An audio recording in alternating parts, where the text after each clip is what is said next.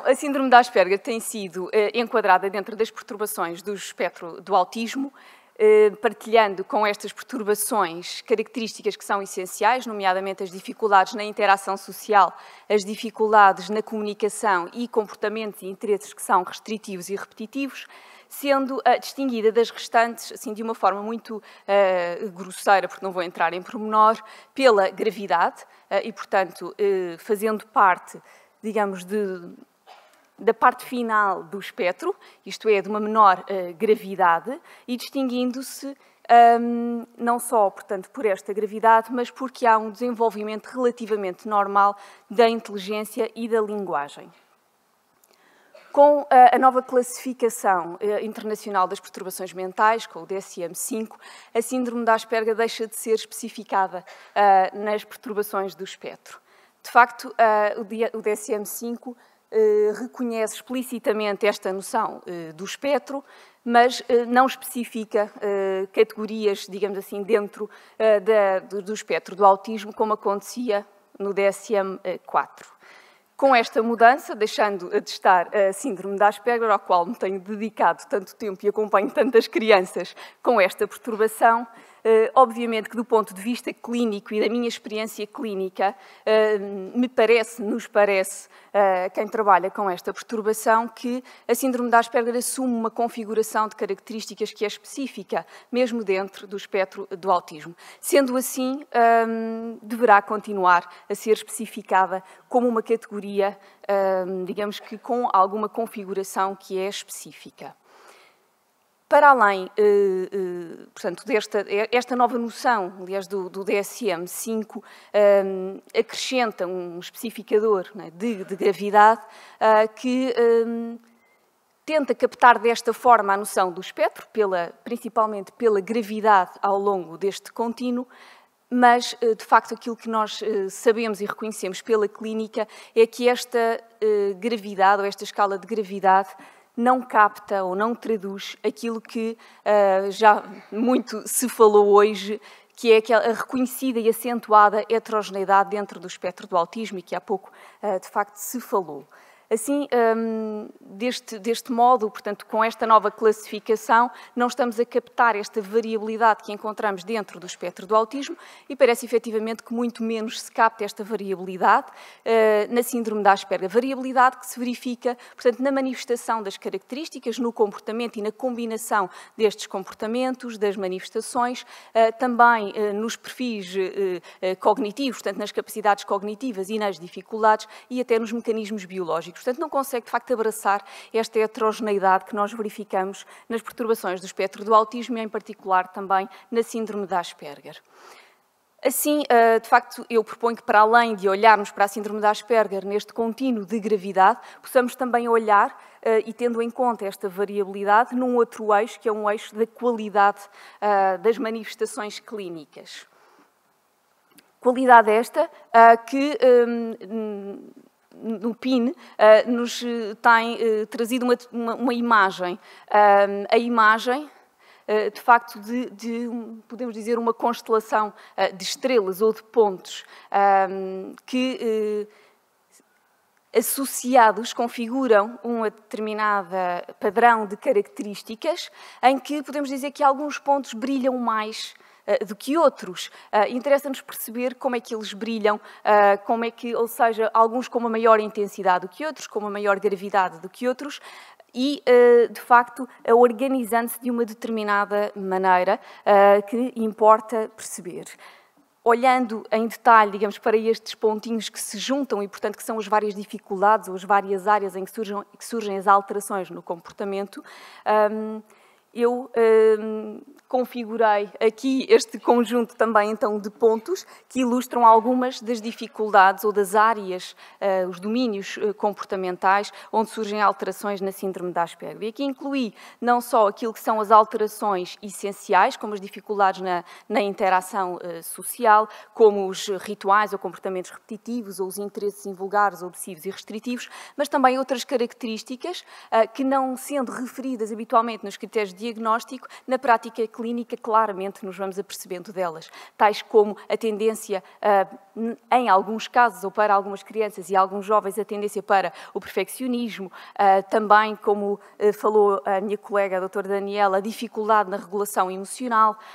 as experiências sensoriais que são invulgares ou alterações na motricidade, a perturbação alimentar, portanto, várias características que surgem, ou diferentes, digamos assim, manifestações clínicas. Associei aqui até com uma outra cor a ansiedade,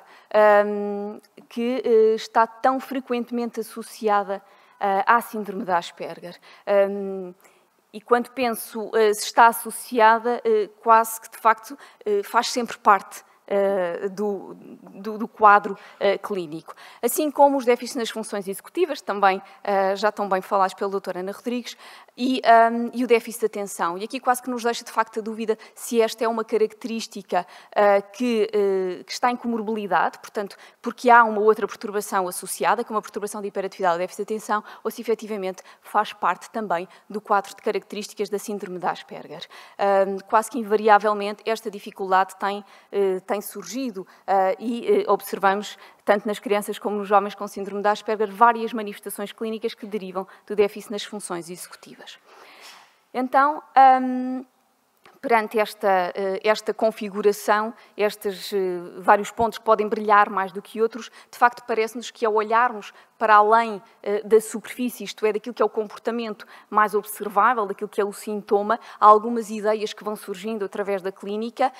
e que nos fazem pensar sobre o que é que está por trás e que nos mostra que há esta variabilidade tão grande dentro do grupo de indivíduos que têm síndrome de Asperger, e esta variabilidade surge de indivíduo para indivíduo, como o próprio indivíduo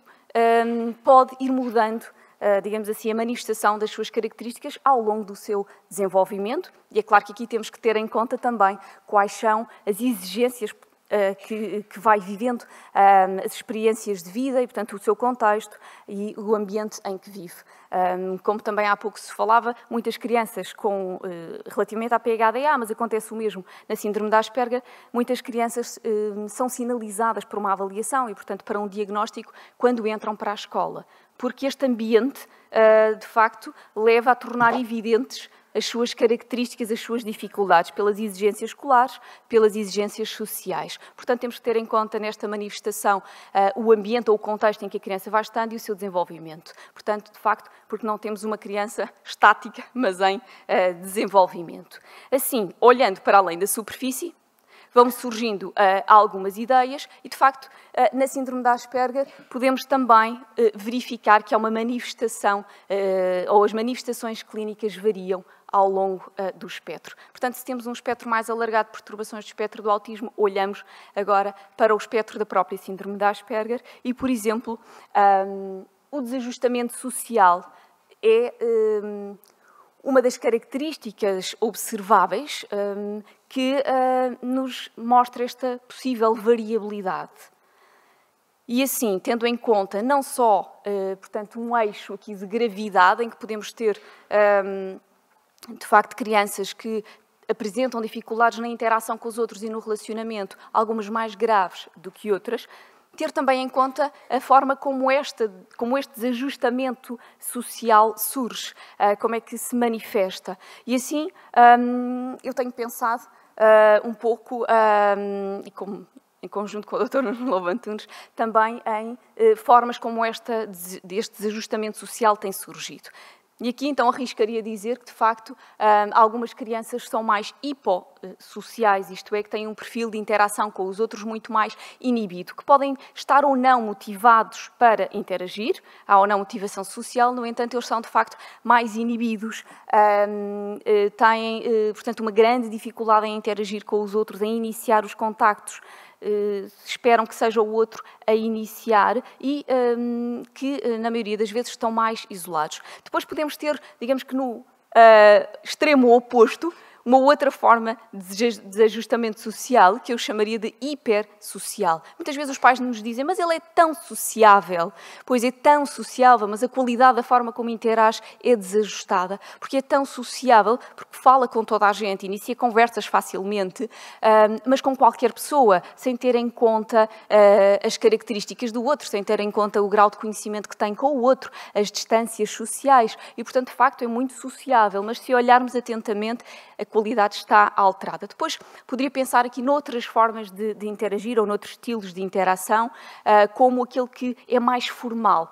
Aqueles jovens com quem vou contactando e que são excessivamente formais e que têm muito em consideração as regras sociais. E porquê? Porque foram aprendendo estas regras, aquilo que é aquele código mais explícito, e através deste código mais explícito conseguem, portanto, interagir, dar-lhes mais segurança. Ou um estilo mais arrogante,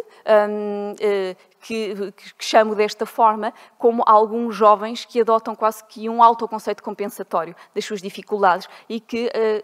têm uma atitude muito pouco recíproca, muito pouco tendo em conta o outro e é, de facto, uma interação mais arrogante. À semelhança do desajustamento social,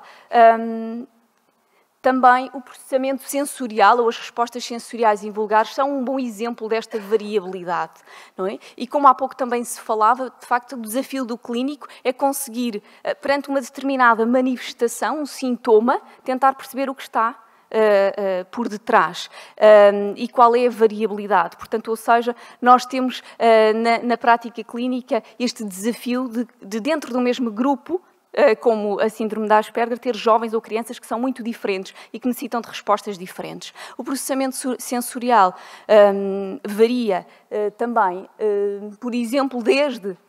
uma falta de sensibilidade ou hipossensibilidade, como acontece algumas vezes à temperatura ou à dor, até uma hipersensibilidade. Temos muitas crianças que são hipersensíveis ao ruído, portanto, que têm uma sensibilidade auditiva, tátil, que tem uma hipersensibilidade olfativa, também ao nível proprioceptivo e vestibular há alterações, mas também, por outro lado, há algumas que são, de facto, procuram esta estimulação sensorial e então têm um interesse sensorial. Portanto, esta forma como se experiencia a sensorialidade pode ser, de facto, diferente e ilustra bem esta variabilidade. Os interesses específicos, obsessivos e restritivos também são extremamente variáveis, ou seja, e aqui eu arrisco num ponto a dizer que nós temos algumas crianças e jovens que parecem ter uma ausência de interesses, que não se interessam por nada. E, no oposto, aqueles que, de facto, têm um tópico, um tema de interesse que os fascina e que são obsessivos ou extremamente restritivos. Esta ausência de interesses, obviamente que então temos outras manifestações dentro daquilo que é a tendência para a repetição ou para a obsessão. Portanto, muitas vezes existem outros comportamentos repetitivos, não um interesse num tópico, mas sim outras atividades repetitivas. Por exemplo, nas raparigas, eu tenho, que é uma área também de especial interesse, procurar perceber a manifestação clínica da síndrome de Asperger nas raparigas, tenho observado algumas que efetivamente têm, parece uma ausência de interesses, mas que têm outros comportamentos como estereotipias associadas a uma atividade imagética, em que, por exemplo, têm comportamentos, assim, movimentos muito repetitivos e, simultaneamente, estão a imaginar histórias com personagens que têm uma continuidade e quase que é um episódio que vem atrás de outro e que diariamente têm que se dedicar a este tipo de interesse, através do qual ensaiam situações, vivenciam, repassam as situações do dia-a-dia. Também nas raparigas, algumas vezes, parece que há uma ausência de interesses, mas porque estes interesses são mais semelhantes àquilo que as raparigas da mesma idade também se interessam. Por exemplo, as meninas podem também brincar de faz de conta e, portanto, parece que, de facto, têm o mesmo tipo de atividade e de interesse. No entanto, o faz de conta pode ser muito repetitivo, sempre a mesma coisa, apenas a reprodução da realidade sem uma atividade mais imaginativa. Estes foram alguns exemplos de como as manifestações podem ser muito variáveis, não é, ao longo do espectro. Outra indicação da variabilidade tem a ver com, e que também já foi algo falado, o fenótipo comportamental ou clínico pode ter na sua base, na sua origem, diferentes dificuldades. E uso aqui também como exemplo o isolamento social. O isolamento social na síndrome de Asperger pode surgir por diferentes dificuldades, nomeadamente por as experiências sensoriais invulgares, que efetivamente alguém que tem uma grande sensibilidade auditiva, tátil, pode sentir-se sobreestimulado num contexto social, em situações de grupo, e tende a evitá-las. E ao evitar pode conduzir ao isolamento. Mas claro que o isolamento social é também devido, necessariamente, a déficits nas competências sociais. E acrescentaria aqui outro fator muito associado, por exemplo, à ansiedade, que leva, de facto, a uma ansiedade social. A combinação destes fatores pode levar a um determinado comportamento que, na clínica, nós temos que perceber, então, o que está por detrás. O modelo apresentado pela doutora Daniela pode, exatamente, até ilustrar, por exemplo, que uma recusa à escola, um comportamento de oposição ou uma tarefa escolar, como escrever, no caso da síndrome de Asperger, pode dever-se, por exemplo, a recusa em escrever, não a uma mera oposição, digamos assim, a um desafio de autoridade, mas pela dificuldade em escrever em si, pela dificuldade motora, pela motricidade fina, que exige um grande esforço. E recordo-me de uma criança que eu já avaliei que tinha uma sensibilidade ao papel. Não conseguia tocar no papel pela sua sensibilidade tátil. Portanto, a combinação destas dificuldades levava a que recusasse a escrever. Às vezes também pelo medo de falhar. Portanto, temos que encontrar qual é o caminho para encontrar a resposta mais adequada. E a forma como me parece que esta variabilidade pode ser organizada, esta, digamos que, grande variabilidade aqui de cores será, de alguma maneira, através de encontrarmos subtipos dentro da síndrome de Asperger. Subtipos que constituem configurações ou as tais constelações que há pouco falei, mas que há, de facto, subtipos e temos que olhar para estas diferenças. Subtipos estes que, no fundo, então, vão constituir, dentro de cada domínio comportamental em que surgem alterações,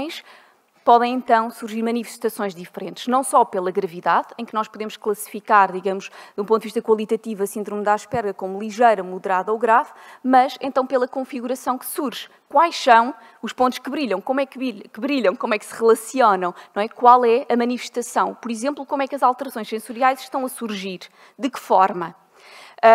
E assim, proponho que, de facto, sejam analisadas algumas variáveis específicas para encontrarmos estes subtipos, explorarmos esta possibilidade. Esta não é uma lista exaustiva, mas sim alguns dos pontos principais que me parece que têm que ser analisados. Tendo em conta também, claro, o padrão de desenvolvimento, como, por exemplo, a idade dos primeiros sinais que estão associados à síndrome de Asperger, também a origem da linguagem ou o padrão motor, ter em conta o perfil cognitivo, e não é só o QI, mas sim a diferença entre QIs e outras competências, tais como a atenção, ou, como se falou, a fraca coerência central, portanto, analisar outras características cognitivas, ter em conta, claro, o sexo, pela diferença que pode surgir entre os sexos, e analisarmos o fenótipo comportamental, o fenótipo clínico, ou seja, de facto, quais são as características que surgem para cada criança, para cada adolescente, e aqui termos em conta aquilo que tem sido referido e que faz parte dos critérios de diagnóstico. Outras áreas também a ter em conta será a autonomia e o comportamento adaptativo e também a comorbilidade com outras perturbações. É claro que esta não é uma lista exaustiva, teríamos de acrescentar aqui, eu diria, outros especificadores, outras variáveis, mas estas são algumas daquelas que considero importantes. Fui dando já os primeiros passos para tentar perceber esta multiplicidade ou esta variabilidade e criando um inventário que tem em conta várias características da síndrome de Asperger, em várias áreas de desenvolvimento, nomeadamente características e dificuldades na interação social, na comunicação, comportamentos que são desadaptativos, a parte sensorial e motora, e assim através deste questionário, começar a inventariar quais as características que as crianças e os jovens manifestam através da observação de um cuidador, daquele que melhor conhece a criança, mas também através do clínico. E num primeiro nível seria esta recolha, digamos, das características, manifestações clínicas, e depois noutros níveis, explorando a possibilidade de subtipos, iríamos então encontrar também ou analisar dentro de cada área, como dentro das características das competências sociais, analisar num nível então, digamos que mais ao pormenor, o que é que leva à dificuldade. Como falámos também há pouco, a questão de conseguir seguir as pistas dos outros, ou a fraca coerência central, até que ponto é que isto, de facto, afeta a nossa interpretação das situações sociais. Então, podemos, depois, noutro nível, criar tarefas que nos ajudem a avaliar especificamente determinadas características ou dificuldades, aproximando aqui, não é, da neurociência. Através da prática clínica têm surgido algumas ideias relativamente a subtipos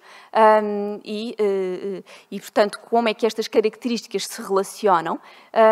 Eu vou dar aqui como exemplo daqueles que me, de facto, tem surgido, que é, de facto, quando há dificuldade na interação social do tipo inibido, que parece que está muito associado também à hipersensibilidade em várias áreas, a interesses específicos, mas a interesses que são mais intelectuais, que pode surgir também associado a uma perturbação alimentar, com grandes dificuldades em se adaptar à mudança, por exemplo, na linguagem, uma linguagem pedante, com uma tendência para, eu diria, se aliar e, portanto, focalizar-se demasiado, por exemplo, nos seus interesses e, portanto, não dá atenção ao que se está a passar à volta e, por exemplo, dificuldades na motricidade, particularmente na motricidade fina, como a disgrafia, e com um perfil cognitivo heterogéneo, em que observamos um QI verbal que está acima da média, um QI de realização, por exemplo, ao nível da média, mas em que há uma velocidade de processamento muito abaixo da média. E assim, muitos jovens que tenho visto são de facto muito inteligentes, com muitas dificuldades na interação com os outros, esta inteligência muito através dos seus conhecimentos e da sua cultura geral, mas que, por exemplo, na escola não conseguem concretizar este potencial cognitivo, são muito lentos, com muita dificuldade em cumprir os tempos para traduzir o seu conhecimento ou concretizá-lo. Outra configuração possível, já neste tipo mais hiper-sociável, e que se pode aqui relacionar com outras características. É fácil, digamos, que na clínica nós dizermos esta criança parece mais de um tipo inibido, ou esta criança parece mais de um tipo extremamente sociável, ou este é mais clássico, digamos assim, e mais associado àquilo que são as características claramente descritas nos critérios de diagnóstico. E assim, ao falar disto, parece que vos estou a falar do estilo de interação, sobretudo. E parece-me que este é algo o denominador comum, ou aquilo que mais facilmente observamos a variação, é na interação social. E interessa, de facto, explorar como é que outras características da síndrome de Asperger se podem associar ao padrão de interação social, formando aqui diferentes subtipos. Esta análise, esta possível análise e exploração dos subtipos, de facto, nos parece que é extremamente útil para conseguir organizar a variabilidade. E esta organização da variabilidade em diferentes subtipos pode-nos ajudar claramente na clínica a perceber qual o tipo de intervenção mais específica que temos que selecionar para cada fenótipo. Desta forma, também nos pode ajudar a estimar de alguma maneira o prognóstico, a encontrar formas de avaliação que são mais ajustadas. E, para além disso, ajudar também, de facto, a ligar com a neurociência, ou seja, a criarmos aqui esta análise mais aprofundada de subtipos que pode ajudar a tentar perceber qual é o substrato neuroanatómico e funcional, qual é a patofisiologia de cada um destes subtipos da síndrome de Asperger e não só, portanto, como temos falado aqui, a neurociência a traduzir-se na nossa prática clínica e como é que a neurociência nos pode ajudar, mas também como é que esta prática clínica pode dar informação à neurociência para que estude aquilo que se pode traduzir numa escolha, por exemplo, mais adequada de respostas para as crianças que têm perturbações do espectro do autismo, e nomeadamente a síndrome de Asperger. Preciso ter em conta também que há aqui esta variabilidade ao longo do desenvolvimento e que, com isso, nós precisamos de ter respostas ajustadas. Sabemos que há tratamentos ou formas de intervenção comportamentais, cognitivas e educacionais que se têm mostrado eficazes, mas não sabemos exatamente para quem é que elas funcionam, quem é que responderá melhor a cada uma delas. E esse é o grande desafio do clínico, e com esta reflexão é nesta procura de encontrar respostas mais ajustadas. Obrigada.